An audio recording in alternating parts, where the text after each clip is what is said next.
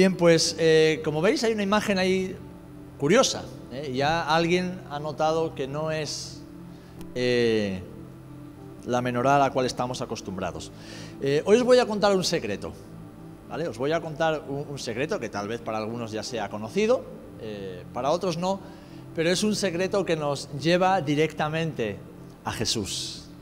Un secreto que nos habla de Jesús, que nos enseña acerca de Jesús y que nos proyecta a seguir el ejemplo de Jesús.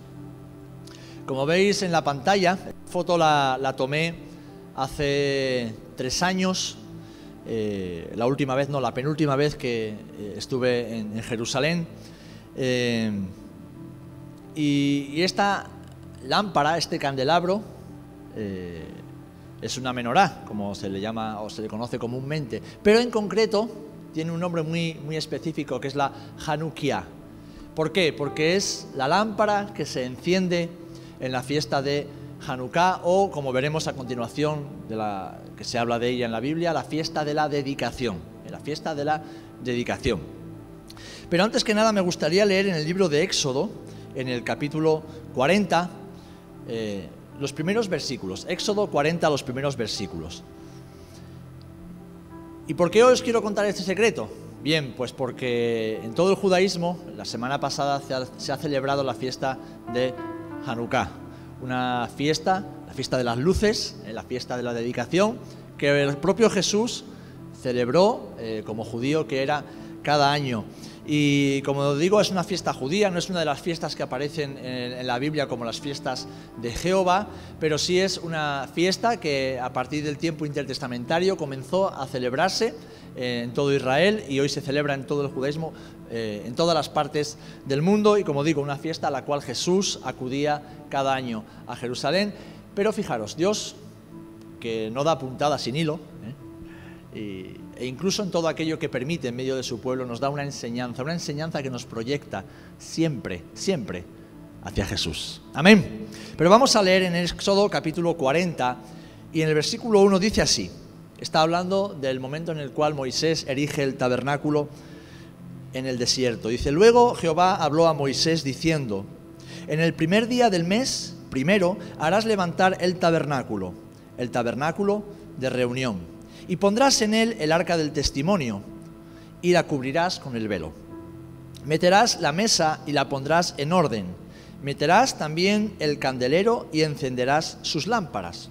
Y pondrás el altar de oro para el incienso delante del arca del testimonio, y pondrás la cortina delante a la entrada del tabernáculo. Después pondrás el altar del holocausto delante de la entrada del tabernáculo de reunión.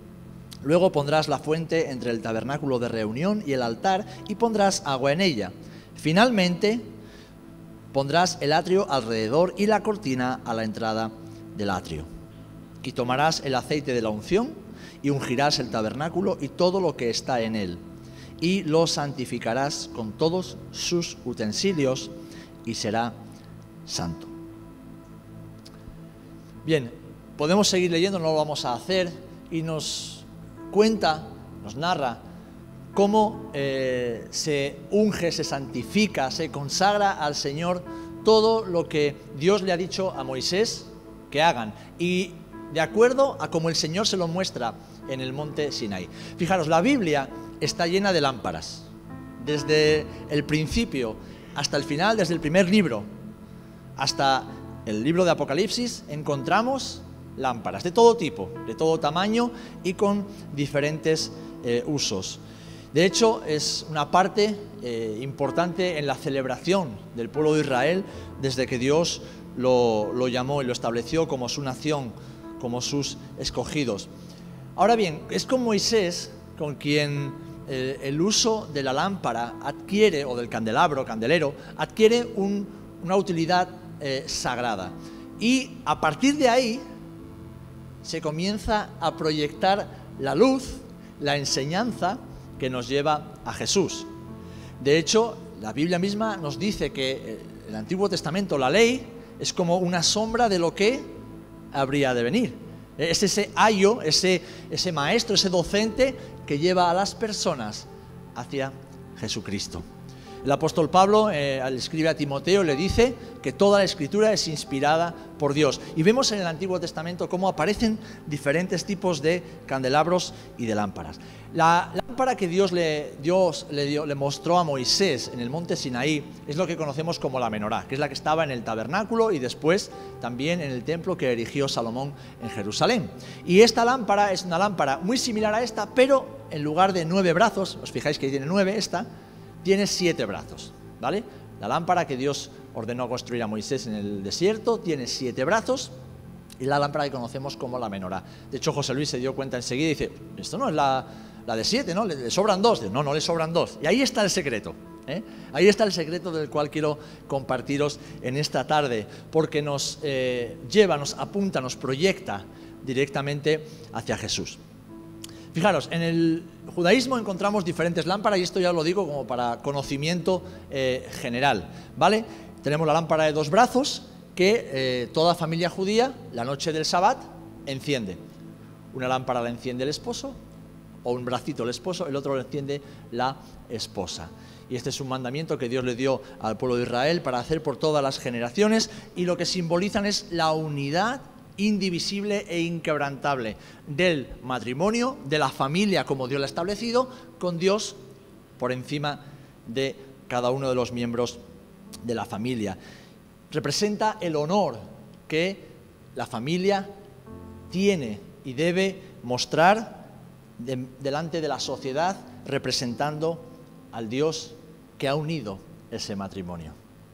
Tenemos también la lámpara de 3 brazos, que se ve en muchos lugares en Israel, y que lo que representa es a los 3 patriarcas, a Abraham, a Isaac y también a Jacob. Y esta es una lámpara decorativa. Tenemos también la de 5 brazos, y esta es una lámpara que representa, como veis son todos simbolismos, representa los 5 libros de la ley mosaica, de la Torá, del Pentateuco.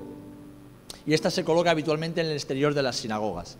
Como digo, tenemos también la lámpara de 7 brazos, que es la que Dios le mostró a Moisés en el monte.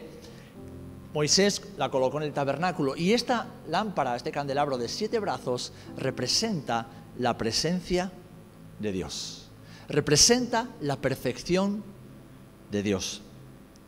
Como digo, esta es la lámpara menorá y es la que se usa como símbolo del Estado moderno de Israel, y se encuentra en cualquier lugar público que puedas ver en Israel. De hecho, si habéis estudiado un poquito de arqueología, o habéis visto algún libro, algún documental, o habéis ido a Roma, ¿vale?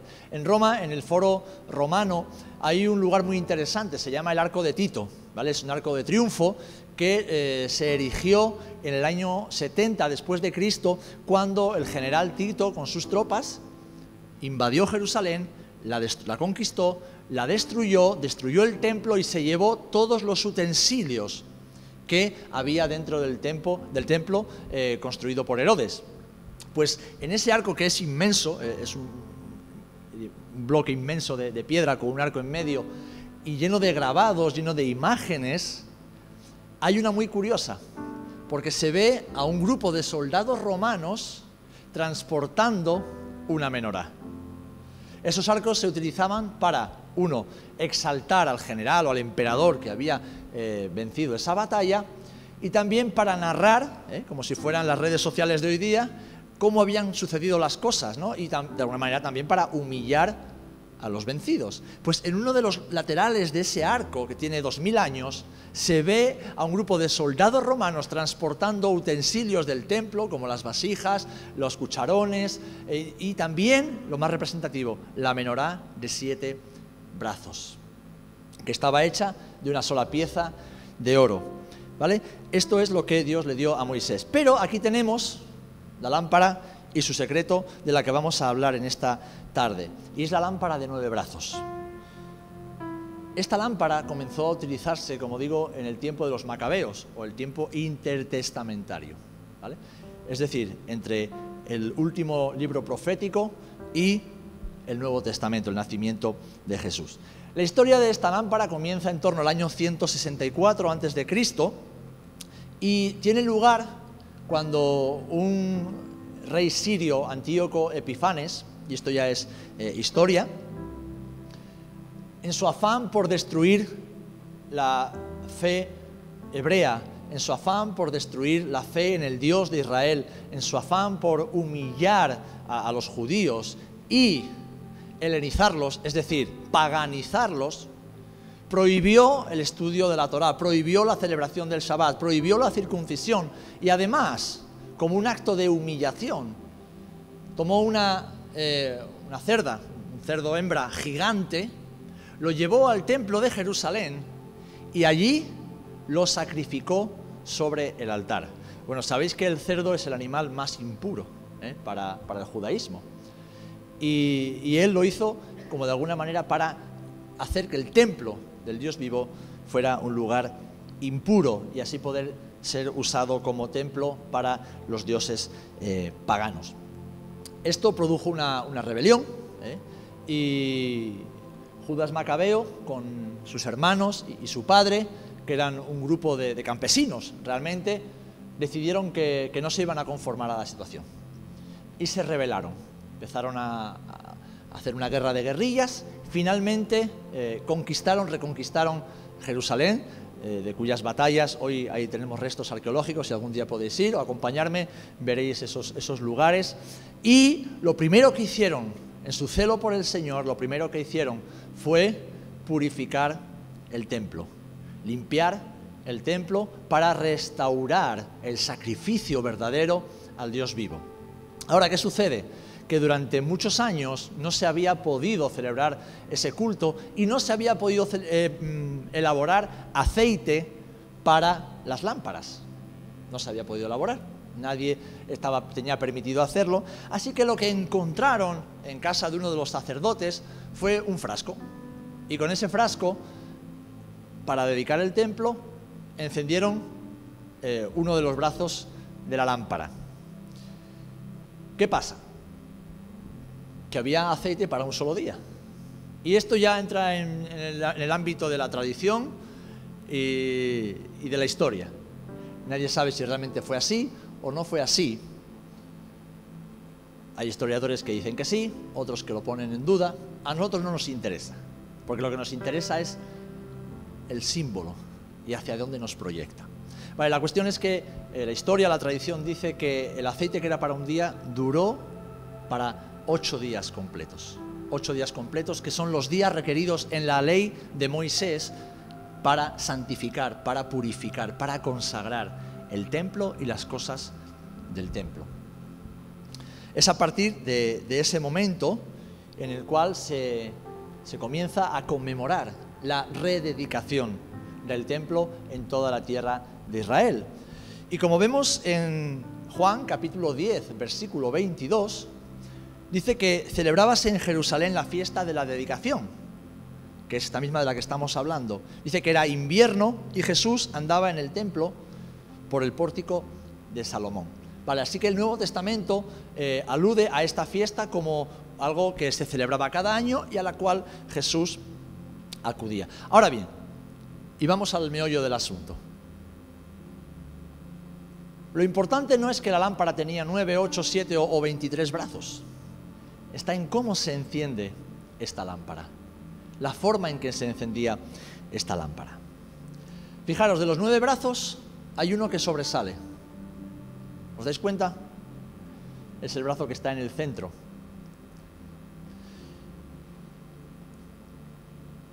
Yo estoy seguro que si nos dan una lámpara con 7 brazos, o 8 brazos, 9 brazos, la gran mayoría de nosotros empezaríamos a encenderla por un lateral. Empezamos por la izquierda, empezamos por la derecha, sería lo más lógico. Si hay que encender 8 brazos o 9 brazos, uno cada día, pues empezamos por un lado y vamos encendiéndolos uno detrás de otro. Pero esta lámpara no. Esta lámpara se enciende desde el principio y hasta el día de hoy, 2000 años después, se enciende por el brazo del medio, el brazo que está en el centro. ¿Y sabéis cómo se llama ese pequeño brazo? En hebreo, shamash. En español, siervo.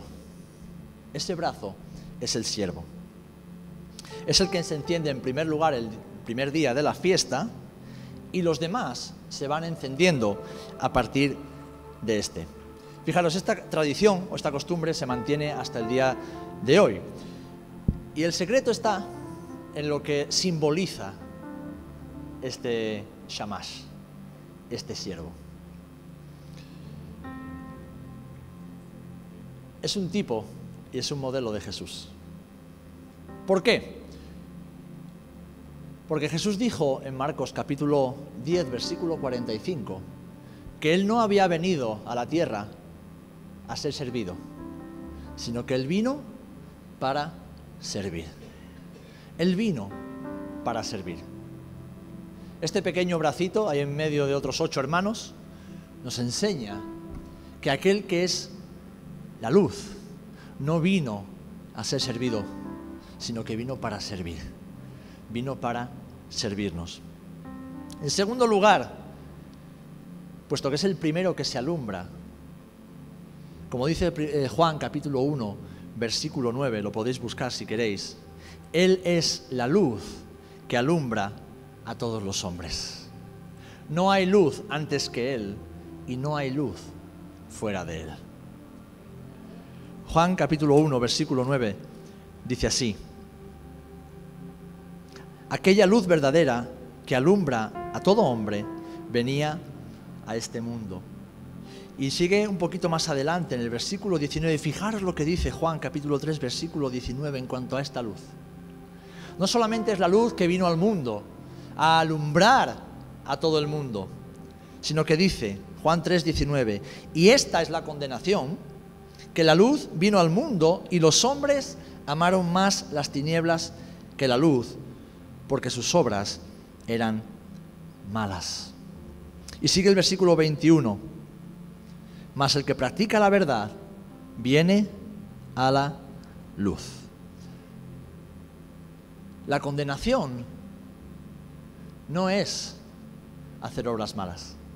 La condenación es ser alumbrado y rechazar la luz. Querer permanecer en tinieblas. Amar más las tinieblas que la luz. Este shamash, este siervo, como decimos, es la luz que vino al mundo, porque Él mismo, Jesús, cuando habla de sí mismo, Él dijo: yo soy la luz del mundo. Y tal vez para nosotros sean palabras, bueno, estamos acostumbrados desde que conocimos al Señor, yo soy. Pero ¿saben lo que para los oídos de los judíos de su época podía significar que un hombre de carne y hueso, como era Jesús, dijera en público y sin ningún tipo de pudor ni vergüenza: yo soy la luz del mundo? Porque ellos entendían lo que significaba la luz. Para el judaísmo, para los judíos, para los fariseos, para los escribas, para los doctores de la ley, la luz tenía un simbolismo que apuntaba directamente al Dios de los cielos, al Dios de Israel, al Dios que los había rescatado de Egipto y que los había plantado en la tierra prometida. Y de repente, un rabino venido de Nazaret, de donde ellos creían que nada bueno podía provenir, un hombre nacido de fornicación, como ellos creían que Jesús había nacido, es decir, un bastardo, un hombre indigno de llamarse maestro en Israel, dice: yo soy la luz del mundo. Yo soy la luz del mundo. Así que este pequeño bracito es el que alumbra a todos los demás, porque en Él está la luz, puesto que Él es la luz. Y a partir de Él es que todos los demás podemos ser alumbrados, porque para eso vino Jesús, para darnos luz, para darnos vida, para sacarnos de las tinieblas a su luz admirable. Amén.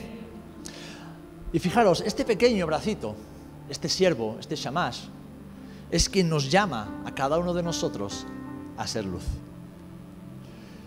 Juan capítulo 5, versículo 14, dice así: después le halló Jesús en el templo y le dijo... No, lo he puesto mal. He puesto mal. Creo que es Mateo capítulo 5, versículo 14.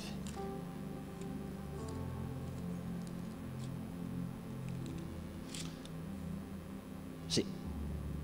Mateo capítulo 5, versículo 14, dice así: vosotros sois la luz del mundo. Así que una ciudad asentada sobre un monte no se puede esconder. Él, que es la luz, nos dice a nosotros que somos la luz. Tú y yo somos la luz del mundo. ¿Saben por qué el anticristo aún no se ha manifestado? Porque la iglesia está aquí. Si la iglesia está aquí, el Espíritu Santo está aquí. ¿Saben por qué la corrupción no ha alcanzado a toda la humanidad? ¿Por qué el pecado no haya destruido y corrompido completamente el mundo entero? Porque la luz y la sal del mundo aún están en el mundo. De hecho, el apóstol Pablo habla acerca de esto. ¿Qué es lo que retiene a ese hijo de pecado? Bueno, el Espíritu Santo que está en medio de su iglesia. Y esto es maravilloso, mis amados hermanos. Esto es maravilloso. Saber que nosotros que caminábamos en oscuridad, que pensábamos en oscuridad, que vivíamos en oscuridad, que sentíamos en oscuridad, ahora somos luz por medio de aquel que nos ha alumbrado. Amén. Él dijo, y lo vemos en Juan 12:36, que viviendo en Él, caminando en Él, permaneciendo en Él, seríamos hijos de luz. Seríamos hijos de luz. Juan 12:36 dice así la palabra del Señor. Mas yo os digo que de toda palabra ociosa que hablan los hombres... Uy, lo he vuelto a apuntar mal. Madre, ¿cómo estoy? No, estoy en Mateo todavía. Me voy moviendo por la Biblia y no sé ni dónde estoy. Juan 12:36, está bien, sí. Dice, entre tanto que tenéis la luz, creed en la luz, para que seáis hijos de luz. Está hablando a sus discípulos, mientras Él estaba allí con ellos. Así que alguien me puede preguntar, vale, pero el Maestro no está con nosotros. Y yo le diré, no, el Maestro sí está con nosotros. El Maestro está en nosotros por medio del Espíritu Santo. El Maestro está en el cielo sentado a la diestra del Padre, pero Él dijo, Él prometió que Él estaría con nosotros todos los días hasta el final. Y que nos convenía que Él se fuera, para que yéndose Él, pudiera enviar al Espíritu Santo, pudiera enviar al Paracletos, pudiera enviar al Consolador, a aquel que nos daría testimonio de toda la verdad, que nos recordaría todo lo que el Señor nos ha enseñado, que nos acompañaría hasta el final de nuestros días. Y antes de empezar la oración reflexionábamos en las palabras del profeta Amós y pensábamos, Dios ha sido fiel, porque desde el día en que el Señor me salvó, Él me ha traído hasta aquí. He fallado 1001 veces, me he caído muchísimas veces, le he dado la espalda, lo he deshonrado, he sido un Judas, un día sí y otro también, pero aún así el Señor cada día moja en el plato, como hablábamos el otro día, ¿verdad, Benji? Moja en el plato y nos da de comer, porque Dios es fiel y no puede dejar de serlo. Él es la luz, Él es la luz que alumbra a todos los hombres y por medio de Él nosotros hemos sido hechos luz delante de todos los hombres. Un día recuerdo estábamos en un culto de oración en el punto de misión en Villaviciosa, en Asturias, y antes de orar, un hermano que venía de predicar el Evangelio venía todo atribulado y casi enfadado. Decía, pastor, no entiendo. Con las personas puedes hablar de cualquier cosa, puedes discutir de política, incluso de religión. Ahora, cuando les nombras a Jesús, dice, se les salen los demonios. Digo, efectivamente. Es lo que les pasa, se les manifiestan los demonios. ¿Por qué? Porque las tinieblas no pueden resistir la luz. Porque en el nombre de Jesús hay poder, hay autoridad. Y aquellos que viven sujetos a las tinieblas del enemigo, cuando la luz les alumbra, una de dos, se arrodillan, se postran y los reconocen como Señor y Cristo, o se rebelan, se manifiestan. Entonces el hermano me dice, entonces el problema no soy yo. Digo, no, ¿qué va? Precisamente porque tú andas en luz, porque caminas en luz, es que las tinieblas tantas veces se manifiestan en contra tuya. Pero no están rebelándose contra ti, están rebelándose contra aquel a quien tú representas. Están manifestándose en contra de aquel que alumbra tu vida y por el medio del cual tú eres luz. Amén. Efesios 5, 8 dice así también, añadiendo a esto que estamos hablando: porque en otro tiempo erais tinieblas, mas ahora sois luz en el Señor. Y añade la exhortación: andad como hijos de luz.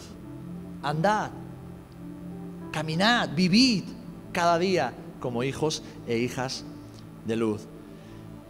Y esto mismo lo tenemos también en 1 de Tesalonicenses capítulo 5, versículo 5.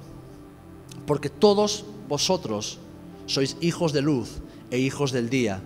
No somos de la noche ni de las tinieblas. Por tanto, no durmamos como los demás, sino velemos y seamos sobrios.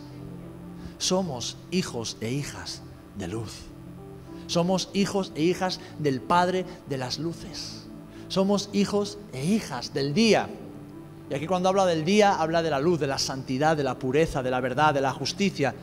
Porque la noche representa el pecado, representa la injusticia, representa la suciedad, representa todo aquello que se hace a oscuras, cuando creemos que nadie nos ve.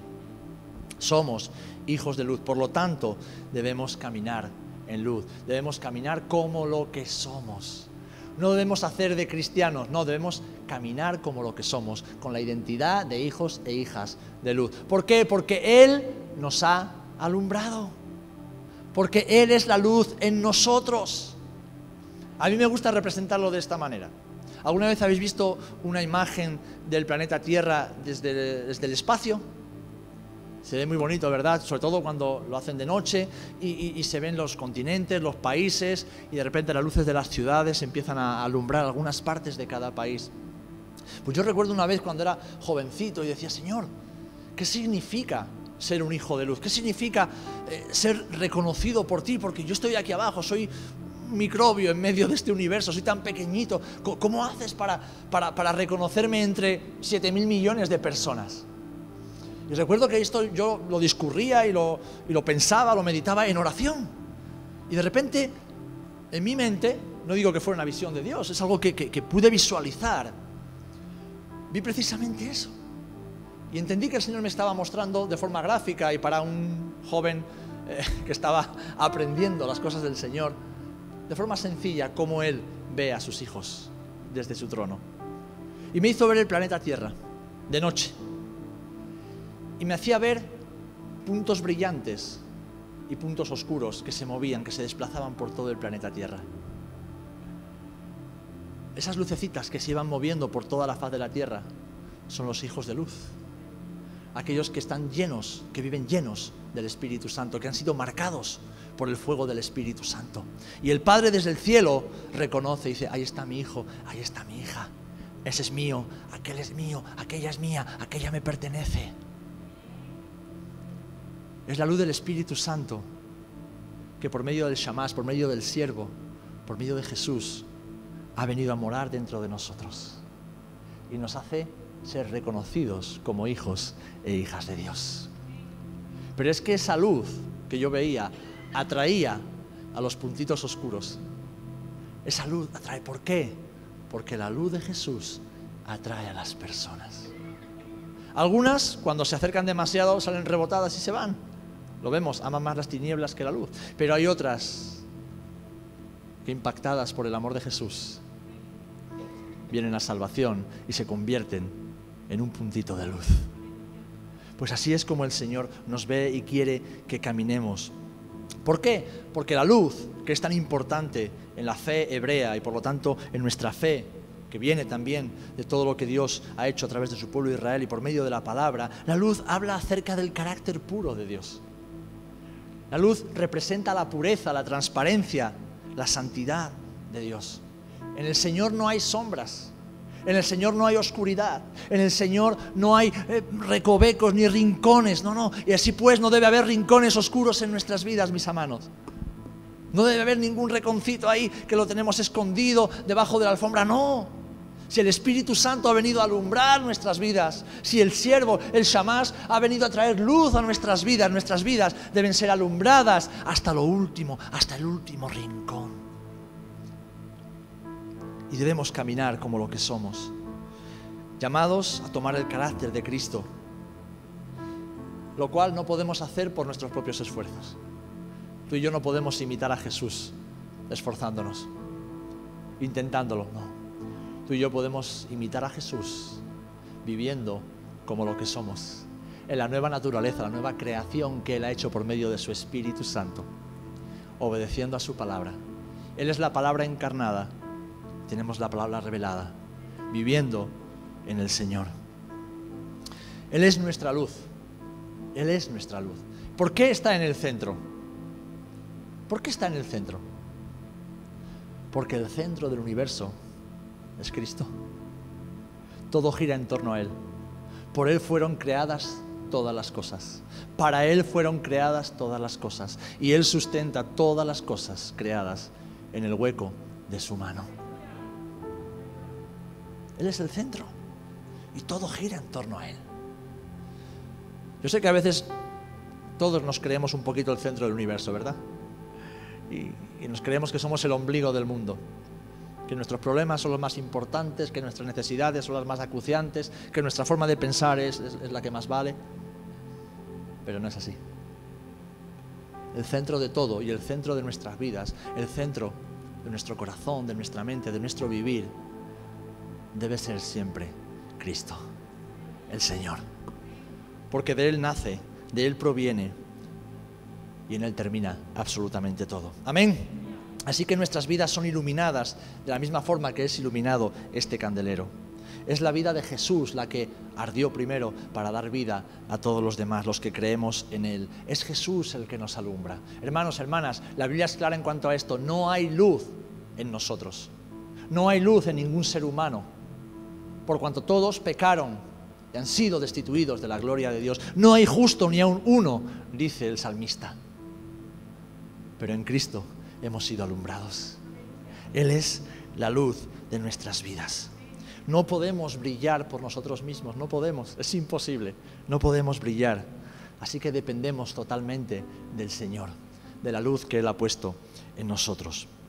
Y quiero concluir aludiendo a esta fiesta de Hanukkah que se ha celebrado la semana pasada en todo el judaísmo y de la cual podemos aprender algunas cosas para nuestras vidas.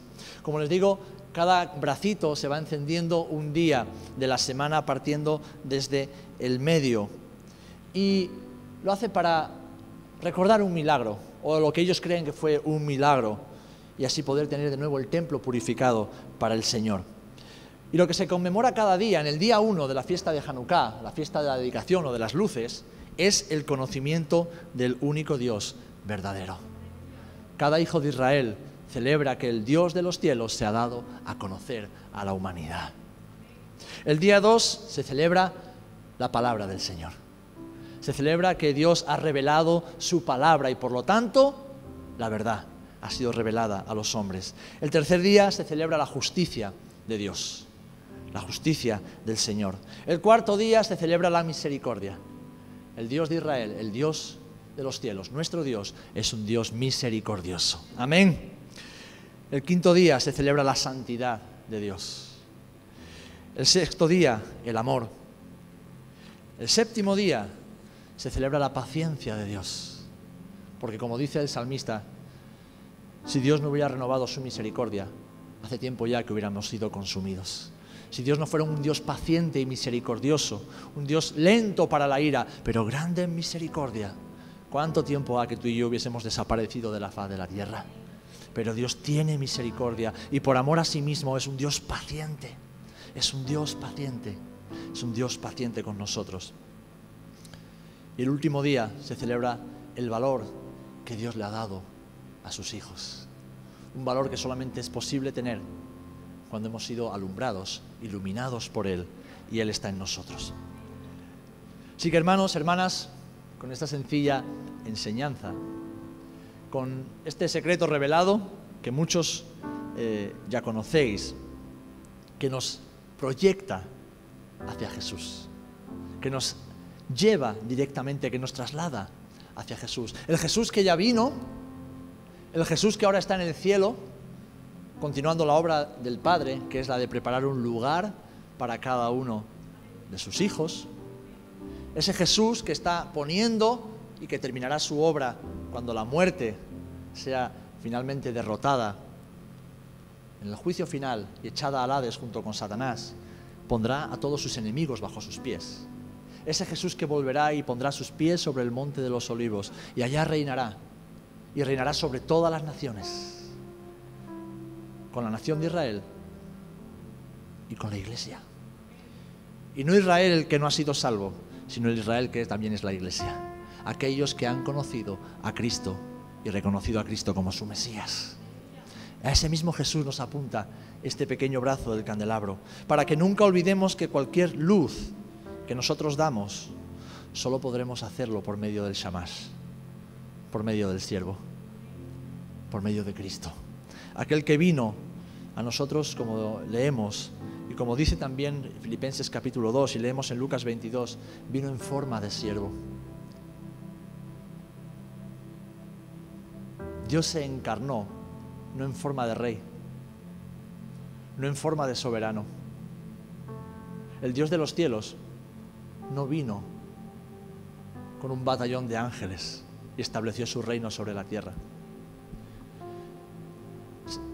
Se encarnó en una niña, una jovencita, María, que fue hallada justa a los ojos de Dios.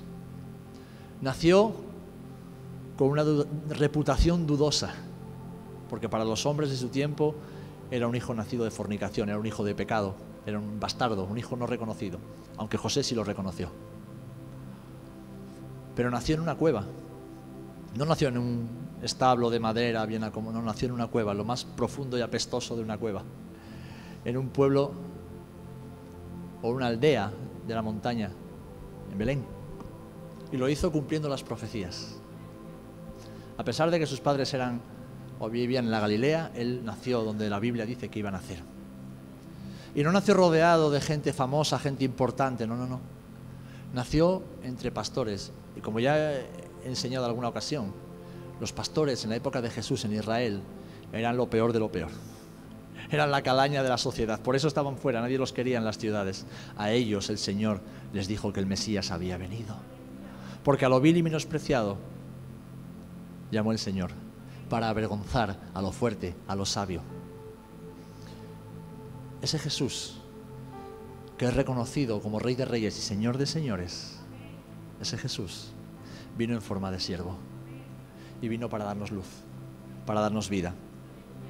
Esto es tan maravilloso, mis amados hermanos, poder reflexionar en algo tan simbólico, que es, como digo, simbólico, pero que hasta para el apóstol Pablo tenía una importancia profunda. Cuando él escribe en el libro de Hechos, está describiendo su conversión, está hablando con Agripa y le está diciendo su conversión, su llamado, cómo el Señor lo llamó al ministerio.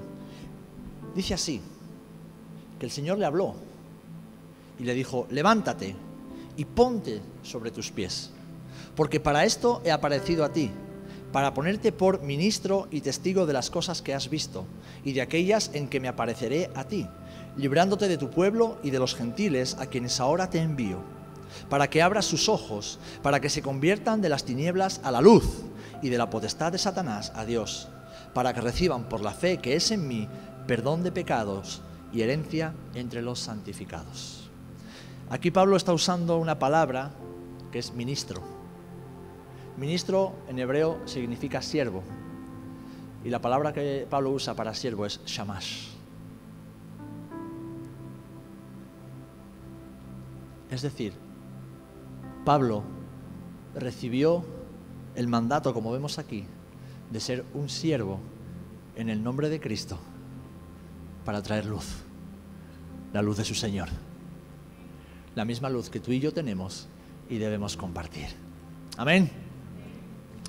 ¿Por qué he querido compartir esto en este día? Bien, porque hoy me tocaba dar el estudio y justamente la Hanukkah, la fiesta de las luces, de la dedicación, es lo que en el judaísmo se denomina la Navidad judía. Ellos no tienen Navidad porque muchos en Israel todavía no han reconocido a Cristo como el Mesías. Otros muchos sí lo han hecho, lo están haciendo a día de hoy. En Israel muchísimos judíos, ortodoxos, ultraortodoxos, laicos, están entregando su vida a Cristo. Dios está cumpliendo su palabra también en medio del pueblo de Israel.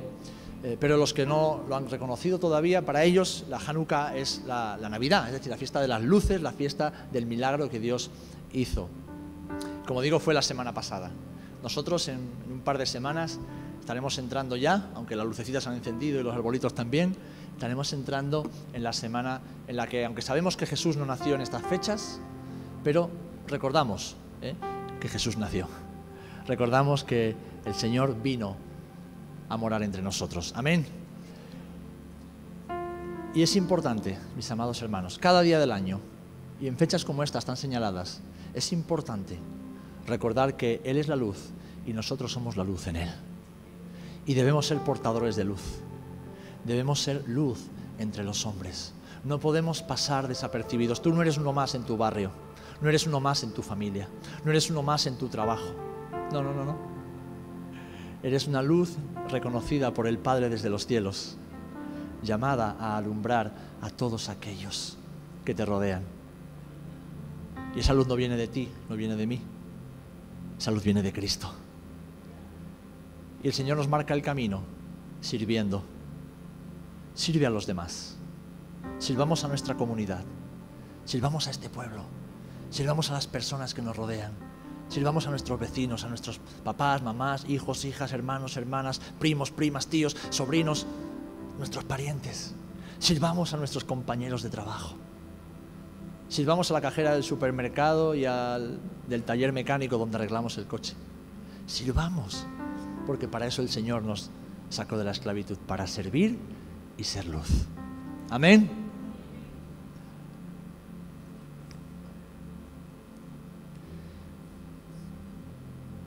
Dejemos que Cristo sea el centro. Que Cristo sea el centro. Si eres el centro, te aseguro que todo irá bien.